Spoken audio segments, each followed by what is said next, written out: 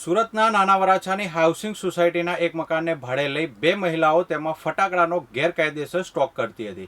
તેની બાજુના જ મકાનમાં ટ્યુશન અને કોમ્પ્યુટર ક્લાસીસ ચાલતા હતા. સમગ્ર બાબતની જાણ થતાં કાપોદ્રા પોલીસે 1.44 લાખના ફટાકડા સાથે બંને મહિલાઓની ધરપકડ કરી છે. આ સમગ્ર બાબતની જાણ થતાં કાપોદ્રા પોલીસ સ્ટાફે સ્થળ પર પહોંચી મકાનમાં ચેકિંગ કર્યું હતું, જ્યાંથી રૂપિયા 1.44 લાખની કિંમતના અલગ અલગ ફટાકડાનો સ્ટોક મળી આવ્યો હતો. આ તમામ સ્ટોક પોલીસે કબજે કરી લીધો હતો. ત્યારે આ કેસમાં કાપોદ્રા પોલીસે જાતે ફરિયાદી બની મહિલા પ્રતિભાબેન સુરેશભાઈ ભોઈ અને રેખાબેન સુરેશભાઈ સોલંકીની સામે ગુનો દાખલ કરી બંનેની ધરપકડ કરવાની કાર્યવાહી હાથ ધરી હતી. આ કેસમાં પોલીસે વધુમાં જણાવ્યું હતું કે બંને આરોપી મહિલાઓએ મકાન માલિક પાસે 4,500 રૂપિયાના માસિક ભાડેથી આ મકાન રહેવા માટે લીધું હતું. રહેણાંક હેતુ માટે મકાન લઈ તેમણે તેમાં ફટાકડાનો સ્ટોક લાવી ખડકી દીધો હતો. આ ઉપરાંત મકાન માલિક પણ ગામડે રહે છે.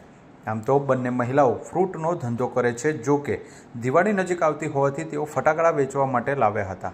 શહેરમાં તક્ષશિલા અગ્નિકાંડ જેવી દુર્ઘટના ફરી ન બને તે માટે સુરત પોલીસ વધુ સતર્ક અને સજાગ બની છે. અમરેલી પોલીસે થોડા દિવસ પહેલાં કોસાટના 5 ફ્લેટમાંથી 8.59 લાખના ફટાકડા કબજે કર્યા હતા. તે ઉપરાંત કતારગામ રાજલક્ષ્મી કોમ્પ્લેક્સની દુકાનમાં ગેરકાયદે ફટાકડાનો વેપાર કરનાર સામે કાર્યવાહી કરવામાં આવી હતી.